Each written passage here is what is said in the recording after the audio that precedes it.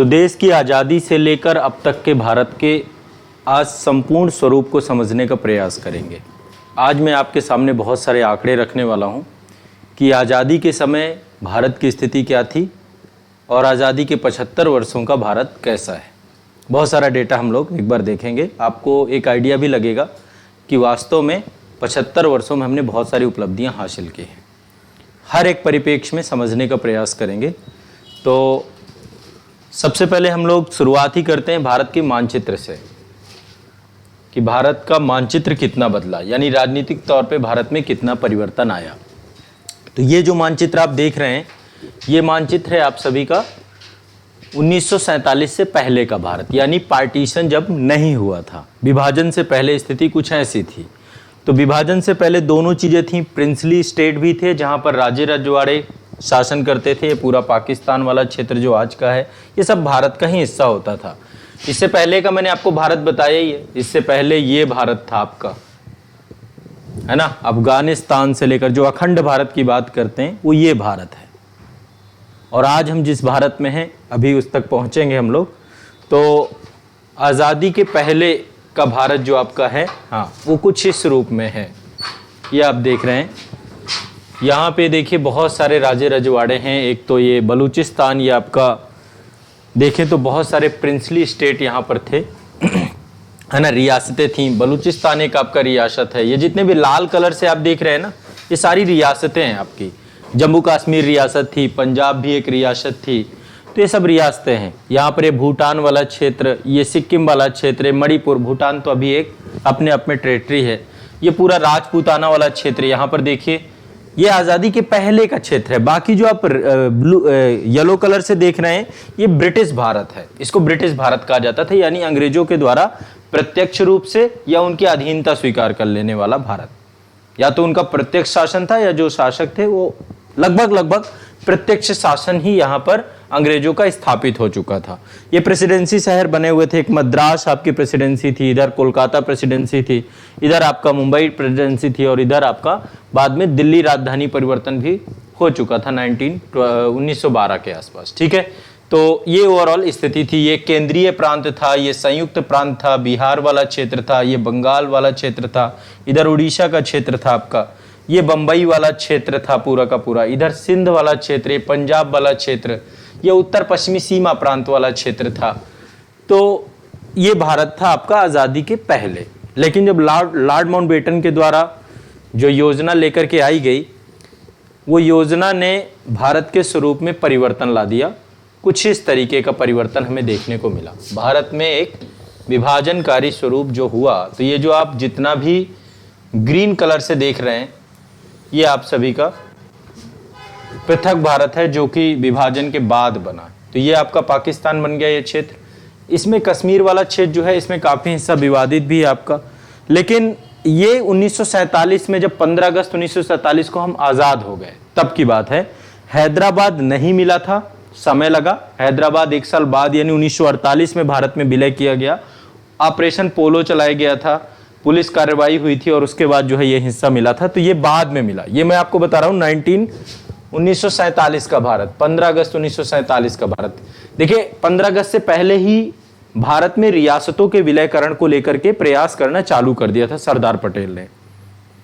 जैसा कि आप सभी जानते हैं कि 18 जुलाई 1947 को भारतीय स्वतंत्रता अधिनियम ब्रिटिश संसद से पारित हो गया था।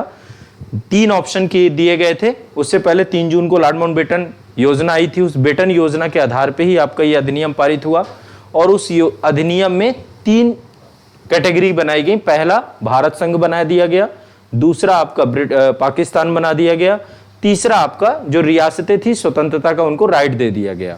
तो एटलीस्ट ये रियासत, कश्मीर रियासत, डिसीजन में इसको टाइम लगा थोड़ा सा और उस टाइम का दुष्परिणाम, हैदराबाद रियासत ने भी बगावत के सुर और ये जूनागढ़ रियासत में भी बगावत के सुर।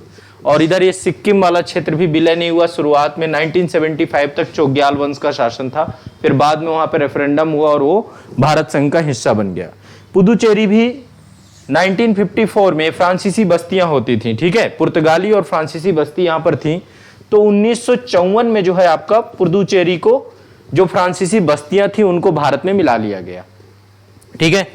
इसके बाद जो है ये वाला क्षेत्र आप देखते हैं जो ये गोवा वाला है, गोवा हो गया आपका, सब पुर्तगाली बस्तियां थी। गोवा हो गया, दमन द्वीप हो गया, तो ये पुर्तगाली बस्ती थी। 1961 में जा नहीं रहे थे तो जबरदस्ती फिर भगाया गया इनको, ठीक है। ये तो स्वेच्छा तौर से फ्रांस चला गया, पर पुर्तगाली नहीं जा रहे थे, तो फिर यहाँ पर भी सरकार के द्वारा कार्रवाई की गई। तो दमन द्वीप और गोवा वाला क्षेत्र ये आपका पुर्तगीज बस्ती थी। 1961 में भारत संघ में ये हिस्सा बन गए। तो ये बाद में धीरे धीरे बने आपके। यहाँ पर भी पाकिस्तान जब ये बना, आपको मैंने ये भी बताया था, ये वाला हिस्सा जो आप देख रहे हैं, जो विभाजन का दंश सबसे ज्यादा जिस हिस्से ने झेला, ये पंजाब प्रांत है आपका, पंजाब सूबा है जिसका विभाजन हुआ। इसका आधा हिस्सा पाकिस्तान के पास चला गया, आधा पंजाब भारत में। तो पंजाब का एक हिस्सा आपको पाकिस्तान में मिलेगा। बंगाल ने ये दंश झेला, बंगाल का विभाजन हुआ, ठीक है। तो भारत के विभाजन में दो राज्यों में सबसे ज्यादा हिंसा, रक्तपात और चीजें, अस्थिरता का वातावरण देखने को मिलता है। ये दोनों क्षेत्र विभाजित हुए, ठीक है। पाकिस्तान के अंदर भी ये जो बलूचिस्तान वाला कलाश क्षेत्र है, ये 1984 में 48 में इस क्षेत्र को पाकिस्तान में बाद में मिलाया गया था। और इसके बाद जो ये ग्वादर, ये बलूचिस्तान वाला क्षेत्र है ग्वादर का, ये आपका 1958 में पाकिस्तान द्वारा विलय किया गया। ग्वादर के बारे में आपको पता होगा कि चाइना पाकिस्तान इकोनॉमिक कॉरिडोर जो बन रहा है काराकोरम पास से होकर के, वो ग्वादर को जोड़ता है। ग्वादर लीज में है, पाकिस्तान को पाकिस्तान द्वारा चीन को लीज में दे दिया गया ये बंदरगाह, ठीक है। तो ये हिस्सा आप देख रहे हैं। और यहां पर ये आपका 1947 के समय का भारत था, ठीक है। इसके बाद हम देखें तो जब हमारा संविधान लागू होता है 26 जनवरी 1950 को, तो कुछ यहाँ पर आप देख सकते हैं, मैंने एनसीईआरटी से पूरा लिया है। एनसीईआरटी आप देखेंगे उसमें काफ़ी सारा कंटेंट मिल जाता है। तो ये आपका जो मानचित्र है, ये है 1 नवंबर 1956 का भारत, 1 नवंबर 1956 का भारत। यानी कि देखिए 1956 का भारत मैं इसलिए कह रहा हूँ क्योंकि एटलीस्ट पहले जो बना था, जब संविधान लागू हुआ तो 4 भागों में बांटा गया था भारत को, श्रेणी ए, श्रेणी बी, श्रेणी सी और डी, उसमें अलग अलग राज्यों को बना दिया गया था। लेकिन बाद में भाषाई आधार पे जब डिमांड चालू हुई तो फिर भाषा को आधार बनाया गया, ठीक है, भाषा को मुख्य आधार बनाया गया। और ऐसे में ये आपका जो अलग अलग, पहले आंध्र प्रदेश बना, फिर धीरे धीरे ये उससे पहले के, ये भाषा के, ये तो आपके वही जो श्रेणी, ये अभी भाषा के आधार पर सृजन आपका अगले मानचित्र में मैं दिखाऊंगा। ये पहले वाली स्थिति 1956 से पहले। तो ये भारतीय संविधान के जो 4 संघ बनाए गए थे उस आधार पे पूरा का पूरा क्षेत्र था। हैदराबाद, मैसूर, इन सबको एक श्रेणी में रख दिया गया था। जितनी भी मणिपुर, जितनी रियासती वाली क्षेत्र हैं, यहाँ पे देख रहे हैं रेड कलर से जितना भी आप देख रहे हैं पहले रियासतें, जम्मू कश्मीर रियासत हो गई आपकी, यहाँ पे हिमाचल प्रदेश, ये पटियाला रियासत, पेप्सू प्रदेश बोलते थे, राजस्थान, अजमेर, मारवाड़, ये वाला कच्छ, सौराष्ट्र, ये सब रियासतें थी शासकों के द्वारा। तो एक श्रेणी में इनको रखा गया था, ठीक है। और इसके बाद जो है यहां पर आप देखेंगे ये है 1956 का जब भाषाई अधिनियम आपका आया था, ठीक है। 7वां संविधान संशोधन भारतीय संविधान में किया गया और 1956 को जो है ये आपका ये पूरा स्वरूप बन के आया, ठीक है। तो ये 1956 के बाद का भारत है। और फिर उस समय तत्कालीन समय में टोटल जो है यूटीज और 14 राज्य में विभाजित किया गया था। कालांतर में फिर आपका परिवर्तन होते होते भारत का जो मानचित्र है, वो आज का मानचित्र यदि हम जाएं तो वर्तमान मानचित्र में आप लोगों को पता ही होगा, मैं एक बार दिखा देता हूँ। ये मानचित्र है आपका, ठीक है। एटलीस्ट ये मानचित्र है वर्तमान का आपका अभी का, ठीक है। तो एटलीस्ट ये मानचित्र में परिवर्तन हुआ और राजनीतिक परिवर्तन समय के साथ होता रहता है ना। सिक्किम कभी जुड़ गया, कभी आने वाले समय पे कोई भरोसा नहीं है। पाकिस्तान पता चला कि चरमरा गई स्थिति, रेफरेंडम हो गया, जनता ने विद्रोह कर दिया, फिर भारत संघ का हिस्सा बन गया। हमने तो आर्टिकल 2 बना रखा है ना कि जो चाहे सो प्रवेश कर सकता है, संसद के ऊपर हैं चीजें, ठीक है। तो ये आपके मानचित्र में परिवर्तन है। अब मैं परिवर्तन आपको दिखाता हूँ देश के डेवलपमेंट पे, ठीक है। बहुत सारे डेटा आंकड़े मैं आप सभी के लिए इकट्ठा करके लाया हूँ और आप सभी एक बार डेवलपमेंट को समझिए। जी बताएं। इस मुद्दे पे आएंगे जब डिस्कस करेंगे ना, पहले एक बार कहानी समझिएगा, तब फिर मैं आपको पूरी कहानी बताऊंगा, वो उस टाइम पीरियड पे, भी पहले नहीं। अब बात करते हैं कि भारत आज़ादी के 75 साल में कितना बदलाव हुआ। 75 ईयर हो चुके हैं और क्या क्या चेंजेस हुए। देश के आज़ादी का अमृत महोत्सव भी हमने 2022 के 15 अगस्त में मनाया।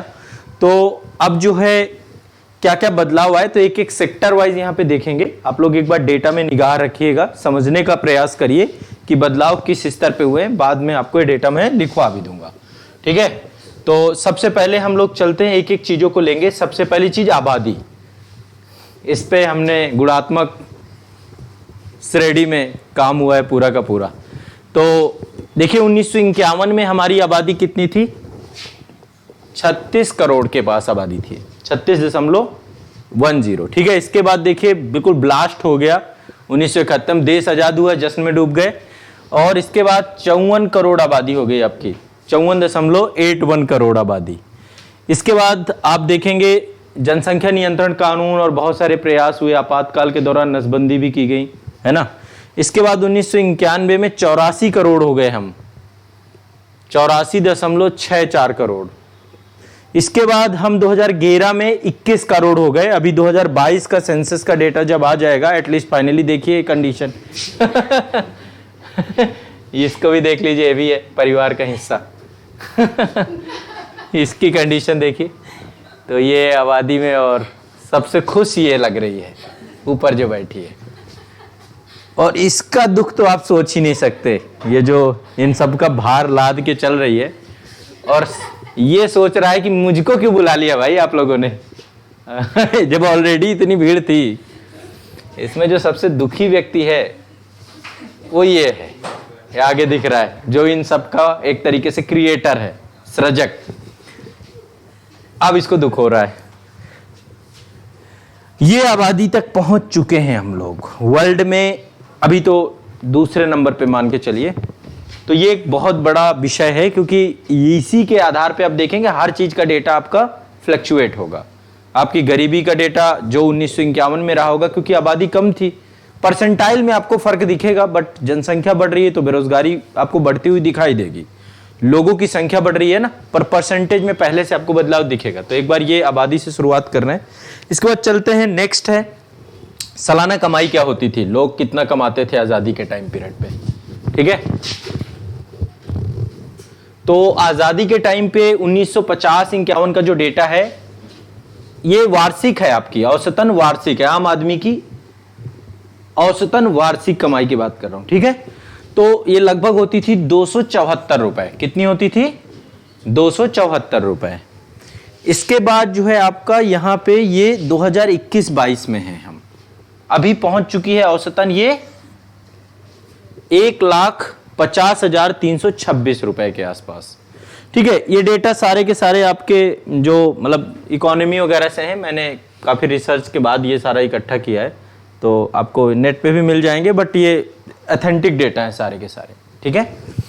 तो अभी बहुत सारे जो है, जब आज़ादी का 75 वर्ष का उत्सव था तो ये डेटा रिलीज कर रहे थे बहुत सारे चैनल्स, तो वहाँ से मैंने डेटा लिया है पूरा का पूरा, बाकी ऑथेंटिक है, बट एटलीस्ट आपको एक समझ आ जाएगा, यहाँ पे कोई दिक्कत नहीं है। 1950-51 में 274 रुपए था, 2021-22 में यही आपका इतना पहुँच गया। तो देखिए 20 साल के अंदर ये दायरे पे आपका बहुत ज़्यादा बदलाव नहीं आया था, 823 रुपए के आसपास थी।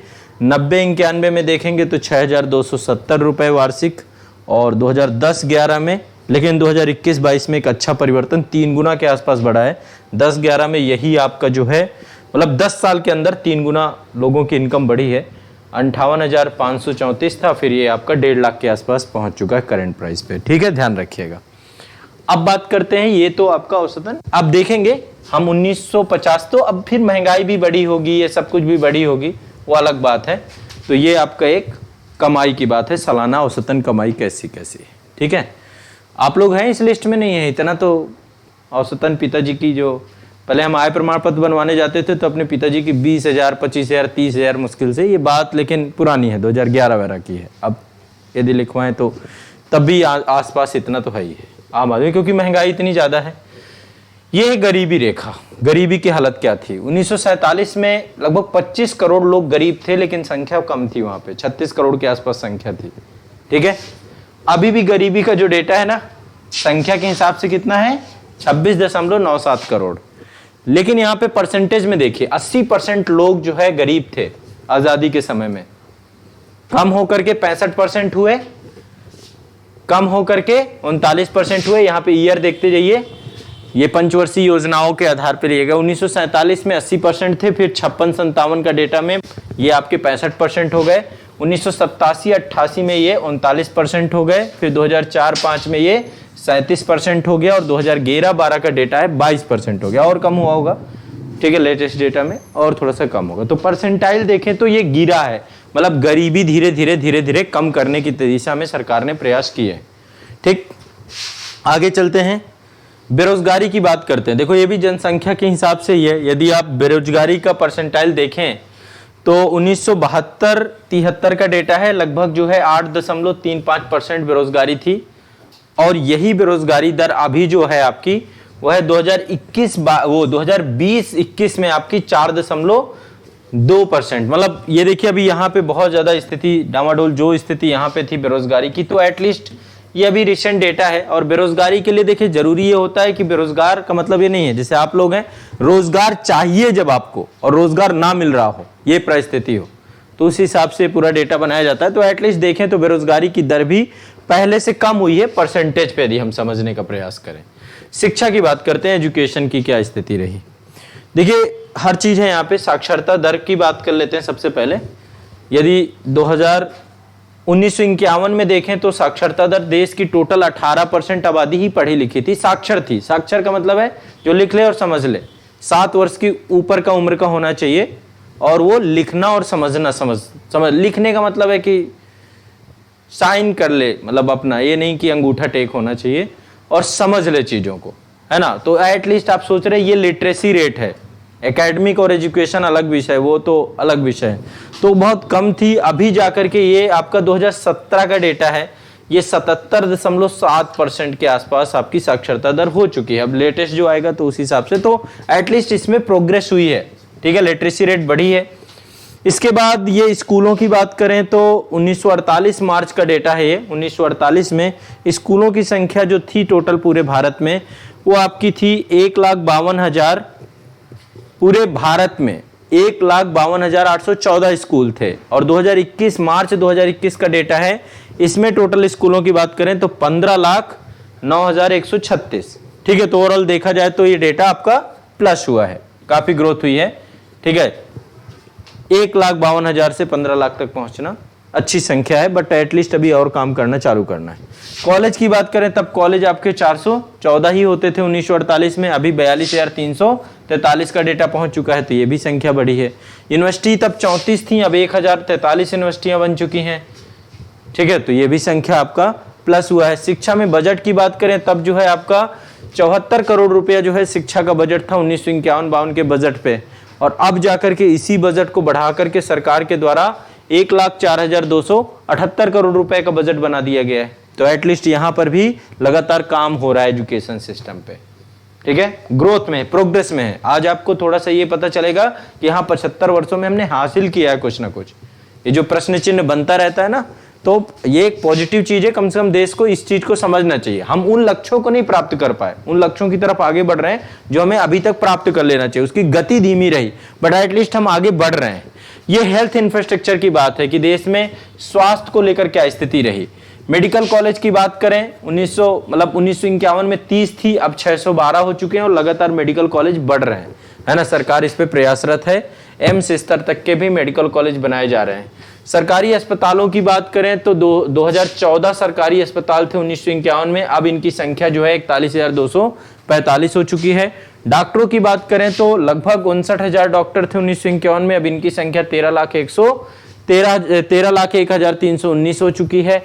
यदि हम बात करें कि कितनी आबादी पर एक डॉक्टर होता था, तो 63,000 की आबादी पर, 6300 की आबादी पे एक डॉक्टर था पहले, 6300 की। अब यही आपका 834 की आबादी पर एक डॉक्टर हो गया है। अभी भी ये बहुत ज्यादा है, बहुत गैप है। यही जाकर के हमें एक डॉक्टर कम से कम आपका 50, 60, 65 पे ला करके खड़ा करना है, बट एटलीस्ट अभी इसमें बहुत टाइम लगेगा। ठीक है, ये आपका जीडीपी का बात है।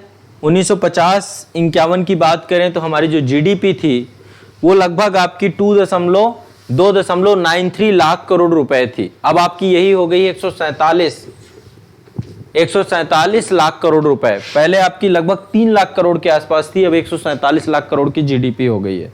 देश की, तो ये भी लगातार बढ़ रही थी।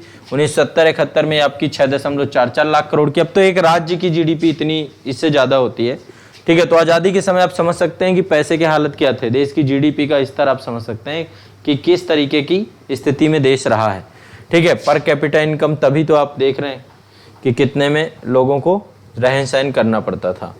1990-91 में यही 14 लाख, लगभग 15 लाख के आसपास। और ये आपका बैलेंस ऑफ पेमेंट का दौर है, जब देश के पास फॉरेक्स रिजर्व खत्म हो गया था। 2010-11 में ये आपकी 52 लाख और 2021-22 में आपकी ये 147 लाख करोड़ रुपए के आसपास पहुंची है, ठीक है। इसके बाद ये आपका है बजट, कि देश का बजट, वो तो जीडीपी थी, ये बजट है। तो बजट पहले था आपका 197 करोड़ रुपए का बजट 1947 में।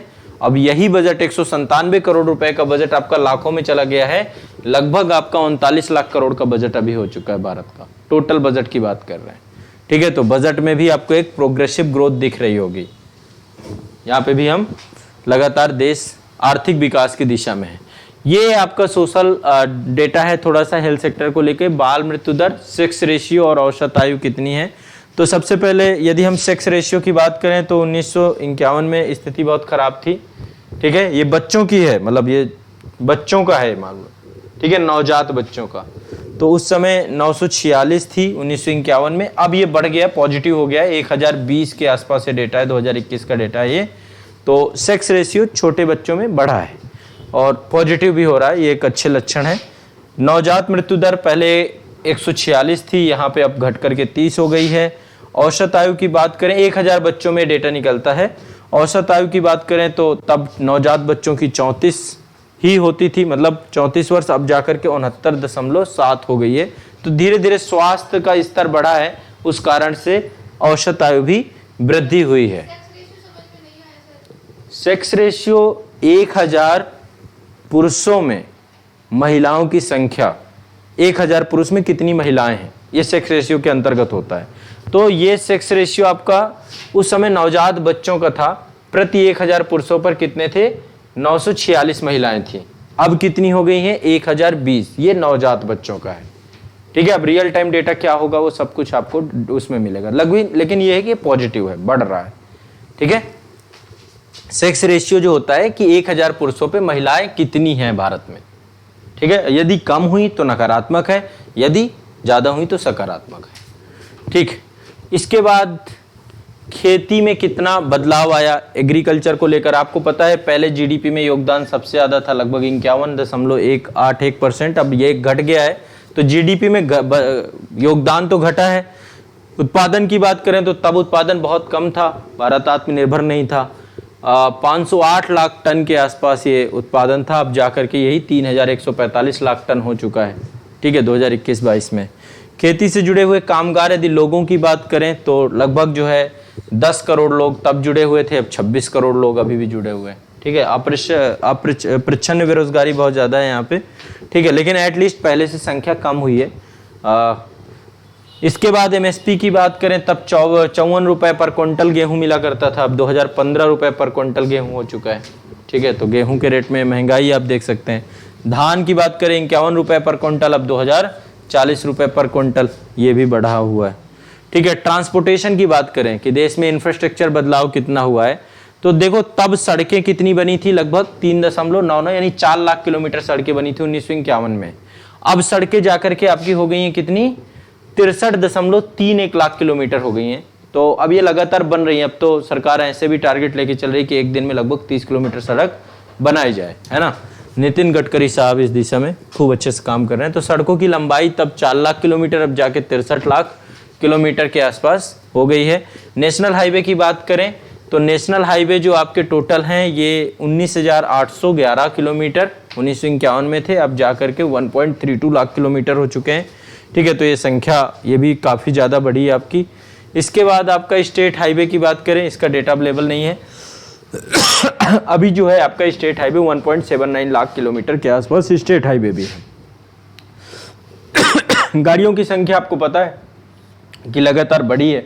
1951 में गाड़ियां लगभग आपकी 3 लाख गाड़ियां थी, अब जाकर के यही आपकी 29 करोड़ के आसपास गाड़ियां निकल चुके हैं, लोगों के पास हैं गाड़ियां 2022 में, तो ये भी संख्या, ये भी लोगों की। इसके बाद ये आपका है रेलवे को लेकर क्या बदलाव आया। तो पहले रेलवे किराया लेता था आपका 1 किलोमीटर पे 1.5 पैसा, ठीक है। अब जाकर के 66 पैसा के आसपास अभी भी है। तो देखा जाए तो काफ़ी बड़ा है ये महंगाई के हिसाब से। यात्रियों की रेलवे से कमाई की बात करें कि रेलवे तब कितना कमाती थी यात्रा के माध्यम से, तो तब जो है 98 करोड़ रुपया रेलवे कमाती थी। अब जाकर के देखिए यही अच्छा खासा इनकम बना है, लेकिन खर्चे भी बढ़े हैं क्योंकि रेलवे अभी घाटे में काफ़ी लंबे समय से है। अब धीरे धीरे उसको रिकवर किया जा रहा है। 15,248 करोड़ रुपए का जो है रेवेन्यू जनरेट अब हो रहा है। रेलवे यात्रियों की बात करें तब यात्री आपके लगभग 128 करोड़ थे, वार्षिक डेटा है। अब लगभग 800 करोड़ वार्षिक जो है लोग रेलवे में सफ़र कर रहे हैं, ठीक है। रेलवे रूट की बात करें तो पहले रेलवे रूट आपका 53, अब ये इसमें बहुत ज़्यादा चेंज आपको नहीं मिलेगा। अंग्रेजों ने ही इतना काफ़ी बना डाला था, लूटना था तो इसमें कमी नहीं छोड़ी उन्होंने। तो ये आपका 53,000 किलोमीटर रेलवे रूट आज़ादी के समय अंग्रेजों ने बना दिया था। भारत सरकार ने थोड़ा सा और बढ़ा दिया, 68,100 किलोमीटर का रेलवे रूट आपका अभी तक है। विद्युतीकरण भी बहुत तेजी से हो चुका है हर जगह पे, हर रूट का। सोना इसलिए क्योंकि सोने से ही समझ में आता है महंगाई कितनी बढ़ी रही है, ठीक है। मुझे लगता है कि आदमी जीवन में 2-3 बार ही सोना खरीदता है। जिनके पास पैसा ज़्यादा है उनकी बात अलग है, वो तो डेली खरीदेंगे, अलग बात है। 1947 में सोना जो है आपका 10 ग्राम होता था 89 रुपए का, ठीक है। आज कितने का पहुंच गया है? अभी का रिसेंट रेट बताऊं क्या? अभी का लेट 22 कैरेट सोना आज शायद मेरे ख्याल से बदलता रहता है आपका 46,800 रुपए का शायद चल रहा है रिसेंट रेट सोने का, ठीक है। तो डे वाइज इसका चेंज होता है, बट एटलीस्ट इसकी वैल्यू एक समय 58,000 भी पहुंच गई थी, ठीक है। एटलीस्ट पिछले साल जो है कोविड में 58,000 की वैल्यू भी टच कर चुका है। तो ये एक फ्लक्चुएशन है। सोने के अलावा दूसरा ये देश का रक्त, ब्लड, किसी भी अर्थव्यवस्था का ब्लड, इसकी तो अलग ही मुद्दा है, ठीक है। 27 पैसे का पहले पेट्रोल मिला करता था, 1 लीटर पेट्रोल भरवाना होता था, 27 पैसा 1947 में लगता था। और यहाँ पे जो है ये आपका भी 96.72 रुपये और फ्लक्चुएट होके शतक मार चुका है ये, ठीक है। कई बार शतक मार के, कई स्टेट वाइज अलग अलग है क्योंकि इसमें ड्यूटी अलग अलग लगती है। तो राजस्थान में मुझे लगता है कि जितना आप पूरा पश्चिम में जाएंगे वहाँ पेट्रोल बहुत महंगा होगा। जैसे एटलीस्ट मेरा अभी तक का अनुभव है कि मुझे सबसे महंगा पेट्रोल राजस्थान में भरवाना पड़ा था। तो राजस्थान, और जैसे जैसे आप ऊपर आओगे पंजाब हरियाणा, इधर पेट्रोल सस्ता हो जाएगा। वो स्टेट वाइज ड्यूटी के बात होती, मुद्दा होता है, ठीक है। तो ये आपका पेट्रोल की कीमतों की स्थिति है। अब वो आप बोलोगे सर देसी घी किस रेट का था, तो देसी घी का आप रेट आप सबको पता है, अभी 800-900 रुपये चलता है, इससे कम चल रहा है पर किलो।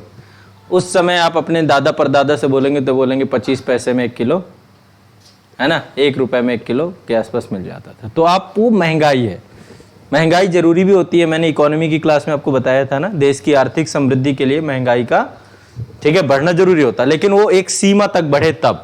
तो उसके नकारात्मक प्रभाव भी महंगाई के मैंने आपको बताए थे, सकारात्मक भी बताए थे। तो एटलीस्ट 75 वर्षों की यात्रा में ये मोटा मोटा आपके पास विवरण है कि देश में, मतलब ऐसा नहीं है हम गति में हैं, बस गति थोड़ा सा धीमी रह गई। इस कारण से चीन भी हमारे साथ ही यात्रा प्रारंभ किया था, बट वो आगे निकल गया। कारण क्या है, अब जहाँ पिछड़े हमने तो एक निर्यातोन्मुखी अर्थव्यवस्था नहीं बनाई। पहला एक सबसे बड़ा जो ड्रॉबैक हमने किया, अर्थव्यवस्था हमारी आयातोन्मुखी बन गई क्योंकि हमने तकनीकी को उतना ज़्यादा प्रयोग प्रश्रय नहीं दिया। अब जाकर के 2020 में हमें जब कोविड लगा, दुनिया बंद हो गई, तब हमें लगा कि हाँ हमें भी आत्मनिर्भर बनना चाहिए। वैसे सरकार इससे पहले से ही, जो मौजूदा सरकार है, चाहे मेक इन इंडिया की बात हो या फिर देश में स्टार्टअप कल्चर, स्टार्टअप समझते हैं, है ना, जो उद्यमी होते हैं, उद्यमियों के द्वारा किसी भी प्रॉब्लम सोल्यूशन को लेकर के किए जाने वाले कार्य जितने भी होते हैं, तो उद्यमशीलता यानी रोजगार क्रिएशन को लेकर के प्रयोग करना, ऐसे करके बहुत सारे जो है अब देश में कल्चर डेवलप करने का प्रयास किया जा रहा है। बेरोजगारी इसी कारण से इतनी बढ़ गई, यदि इस कल्चर पे काम करते तो शायद बेहतर हो जाता, ठीक है। तो थोड़ा सा ढुलमुल रवैया रहा, लेकिन एटलीस्ट तब भी देश प्रगति में है आपका। ऐसा नहीं है कि हमने कुछ भी हासिल नहीं किया, हमने बहुत कुछ हासिल किया है। आज इसरो ने अंतरिक्ष में झंडा गाड़ दिया है, महिलाओं की स्थिति बहुत बेहतर हो चुकी है वर्ल्ड लेवल पे। हमने देश का एक तरीके से मैं कहूँ कि अनोखा ही संविधान था जिसने बनते ही महिलाओं को सारे राइट प्रदान कर दिए। जितने भी राइट विश्व के बहुत सारे संविधानों ने बहुत बाद में दिया, भारत के संविधान ने उसे तुरंत दे दिया, बनते ही बराबरी का, समानता का अधिकार। हमारी सबसे बड़ी उपलब्धि यदि कुछ है तो है भारत का संविधान। उससे बड़ी कोई उपलब्धि नहीं है। आजादी के टाइम पीरियड पे बनते ही हमने उसको इस तरीके का बनाया जो प्रोग्रेसिव नेचर का था और जो हमेशा ही क्या था आपका, हमेशा ही अद्यतन था आपका। ठीक है, तो ये आपके लिए एक मतलब प्लस पॉइंट है।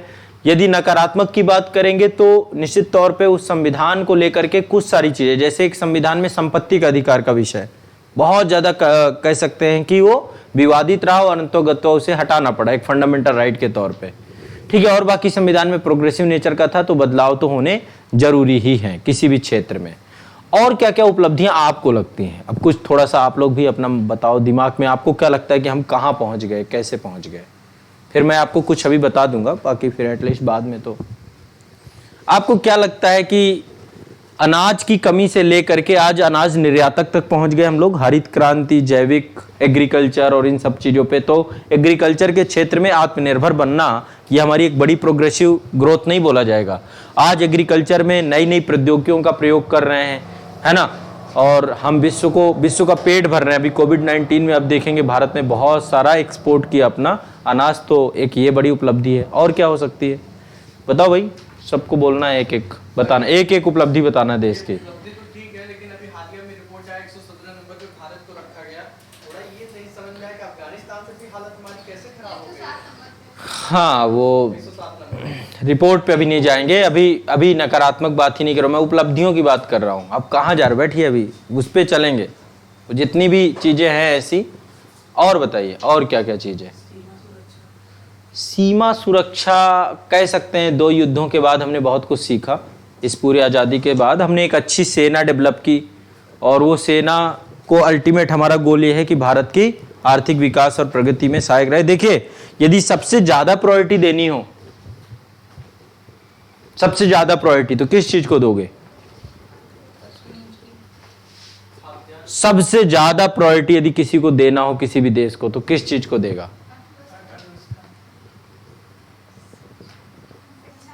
सबसे ज्यादा हमें प्रायोरिटी देनी होगी सीमा सुरक्षा को। घर में शांति ही नहीं होगी तो अर्थव्यवस्था तो लूट जाएगी ना आपकी। आप पहले घर बनवाते हो तो सबसे पहले मजबूत दरवाजा लगवाते हो, और फिर मजबूत से मजबूत ताला खरीद के लाते हो। क्यों लाते हो?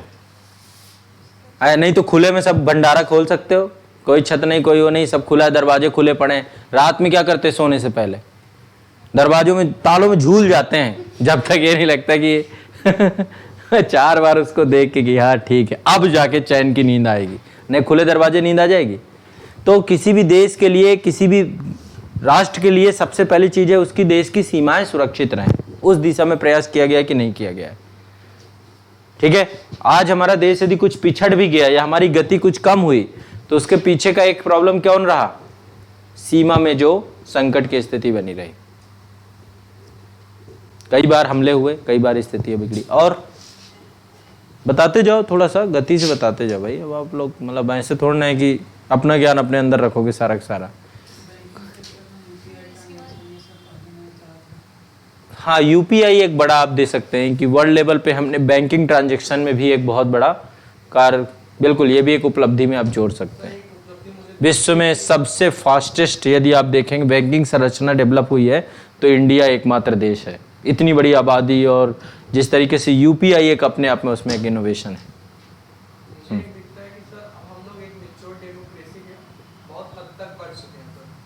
एक मैच्योर डेमोक्रेसी मतलब एक परिपक्व लोकतंत्र की तरफ हम लोग लगातार आगे बढ़ते जा रहे हैं।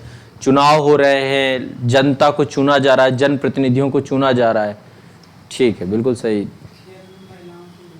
खेल में महिलाओं की भूमिका बढ़ रही है लगातार, है ना। हर एक क्षेत्र में, हर एक खेल पे महिलाएं जो हैं आगे बढ़ती जा रही हैं। ठीक है, और बोलते जाओ, ब्रेन स्टॉर्मिंग है करनी है इस टॉपिक में। ढूंढ के लाओ भारत की उपलब्धियां। अंतरिक्ष में चांद में तिरंगा लहरा दिया, है ना। चंद्रयान 1, 2 दोनों पहुंच गए। मंगल में जाकर तिरंगा लहरा दिया, तो ये उपलब्धि नहीं है। विज्ञान एवं प्रौद्योगिकी के क्षेत्र में क्रायोजेनिक तकनीकी लेकर के आ गए, हमने GSLV तक बना लिया। अंतरराष्ट्रीय कूटनीति में हमने विश्व को सर्वोपरि रखा, वसुधैव कुटुंबकम की भावना के साथ लेकर के चले, गुट निरपेक्षता को रखा, पंचशील को रखा। ये विश्व में सब अनोखे प्रयोग हैं।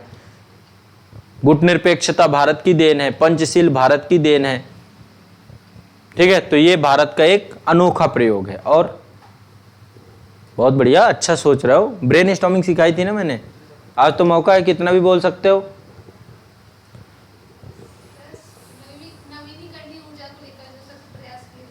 नवीकरणीय ऊर्जा को लेकर, जैसे सौर्य पुत्र का कॉन्सेप्ट, मोढेरा के बारे में जानते हैं आप लोग। गुजरात में मोढेरा में सूर्य मंदिर वहां पर बनाया गया है। और आपको पता होगा कि मोढेरा भारत का पहला गांव है, भारत का पूरे विश्व का पहला गांव है जो पूरी तरीके से सोलर एनर्जी के थ्रू चल रहा है, ठीक है। तो वहां सूर्य मंदिर एक आपका कोणार्क उड़ीसा में है, एक मोढेरा में है।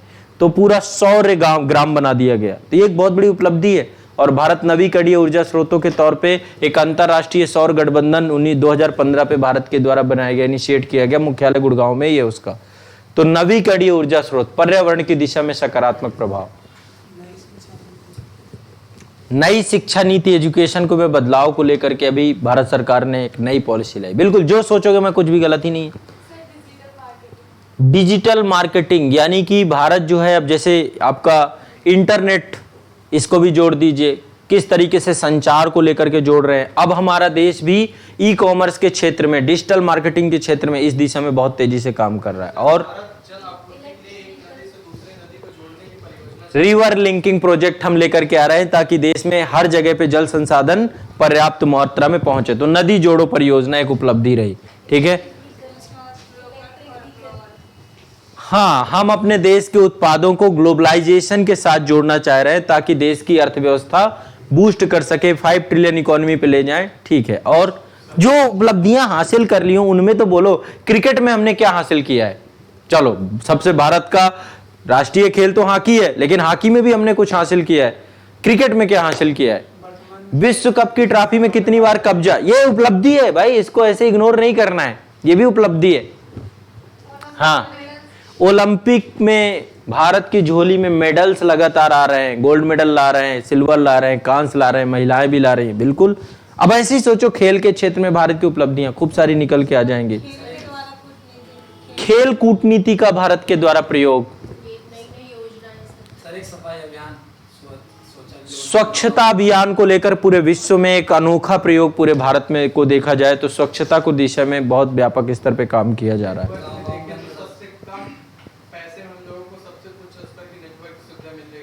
कौन सा नेटवर्क? इंटरनेट, जीवी, जियो। हाँ, एक तरीके से देखा जाए तो डेटा क्रांति या इंटरनेट क्रांति भी भारत में जो है देखा जा सकता है। और आर्टिकल 370 देश की आंतरिक सुरक्षा के समाधान की दिशा में किया गया एक बड़ा प्रयास था। आर्टिकल 370 को हटा दिया गया और देश की इंटरनल सिक्योरिटी के प्रॉब्लम को सिक्योर करने की दिशा में काम किया। किसको? योगा, वेरी गुड, बहुत बढ़िया। अंतरराष्ट्रीय योग दिवस से विश्व के सॉफ्ट कल्चर को, भारत के सॉफ्ट कल्चर को पूरे विश्व में पहुंचा दिया। योगा डिप्लोमेसी, है ना। तो भारत के कल्चर को एक्सपोर्ट किया भारत ने। और सोचो, बहुत कुछ मिलेगा आपको। अब आपको भारत से प्यार होने लग जाएगा थोड़ी देर बाद कि यार मैं सबसे अच्छे देश में रह रहा हूं। विश्व में एकमात्र ऐसा देश है जो भौगोलिक तौर पे सभी प्रकार के जलवायु परिवर्तन, जितने भी जलवायु हो सकते हैं, जलवायु दशाएं हो सकती हैं, सभी जलवायु दशाएं, विश्व भर की जितने भी प्रकार की विविधता हो सकती है, चाहे वो भाषाई विविधता हो, चाहे धार्मिक विविधता हो, विश्व का एकमात्र देश है ये। ऐसा कोई देश ही नहीं है। यूरोप पूरा एक ही रंग में रंगा हुआ है, इतना रंगीन देश ही नहीं है कोई जिसमें इतने रंग भरे हों, और उसके बाद भी एक संविधान से संचालित हो रहा है। ये उपलब्धि है, इसे उपलब्धि में रखना होगा आपको, ठीक है। और 5 जो विश्व आपका वो अलग है, विश्व पर्यावरण दिवस के तौर पे इलेक्ट्रिक व्हीकल की दिशा में अभी हम उपलब्धि नहीं हासिल कर पाए, उसमें हम देख रहे हैं। थोड़ा सा आप लोग महिलाओं के उसमें जा नहीं सकते कि अंतरिक्ष में आज के टाइम पे फाइटर प्लेन भी महिलाएं चला रही हैं, है ना, एक उपलब्धि है। सेना में एक परमानेंट कमीशन दिया गया महिलाओं को, वो भी आप बात कर सकते हैं। पंचायती राज व्यवस्था में 33 देश में ग्राम पंचायतें महिलाएं चला रही हैं देश की, है ना, है क्या कोई घर से? तो ये सब उपलब्धि में लाओगे आप, इनको भी जोड़िए और सोचिए, बहुत कुछ है सोचने को। अब मैं आप लोगों को एक टास्क दे रहा हूं, काम दे रहा हूं, पेज नहीं भरना है, 100 उपलब्धियां लिखनी है भारत की, आजादी से लेके अब तक की। लिख लो इसको, कल मैं चेक करूंगा सभी का। ब्रेनस्टॉर्मिंग करनी है, भारत की 100 उपलब्धियां लिखनी है आजादी से लेकर अब तक की। 100 उपलब्धियां आपको लिखनी है। हर एक क्षेत्र का ऐसे सेक्टर वाइज डिवाइड कर लेना, अंतरराष्ट्रीय क्षेत्र में, राजनीतिक क्षेत्र में, आर्थिक क्षेत्र में, खेल के क्षेत्र में, सब में 20-20, 10-10, 15-15 ऐसे करके मिल जाएंगे। नगरीकरण के क्षेत्र में, है ना, तो हर एक क्षेत्र में आप लोग लिख लीजिएगा। लिख पाएंगे? ऊर्जा के क्षेत्र में, जितने क्षेत्र सोच सको आप, ठीक है। तो आपको ये काम करना है, इससे आपको बहुत सारी चीजें मदद मिलेंगी, हेल्प मिलेंगी। तो ये एक आपका ग्लिम्स था, मोटा मोटी डेटा, और आप लोग थोड़ा सा डेटा भी कोशिश करिएगा खुद से कलेक्ट करने की। बाकी ये डेटा मैं आप लोगों को उपलब्ध करा दूंगा, मैं क्लासेस में लिखवा दूंगा, जो नेक्स्ट क्लासेस होंगी ना उसमें आपको पूरा डेटा जितना भी होगा लिखवा दूंगा कि भारत की तब की स्थिति और अब की स्थिति क्या है, कंपेयर करते हुए हम लोग कल के दिन निबंध लिखना है, कभी इंटरव्यू बोर्ड के सामने बोलना है, या फिर कभी भी आपको अपना पक्ष रखना है, तो आपके पास अच्छा खासा ये आंकड़े हो जाएंगे, ठीक है। और इनको आप लोग को अपडेट करते रहना, कुछ नए आंकड़े मिल जाएं तो उनको भी आपको ऐड करना है, ठीक है। हो पाएगा? ठीक है।